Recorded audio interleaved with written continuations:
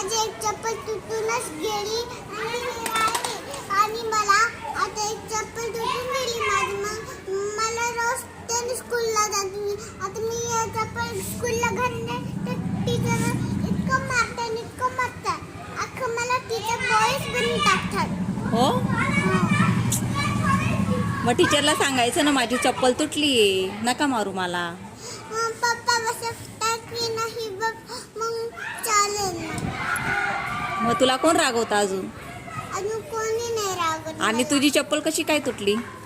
अरे पण मला खेळता माझी चप्पल तशीच तुटून गेली. काय करायचं आता? मग बघते आता पप्पा का जोडता की नाही. मग पप्पा नवीन घेऊन देतील का? नाही ना जोडता की नाही. जोडतील तुला?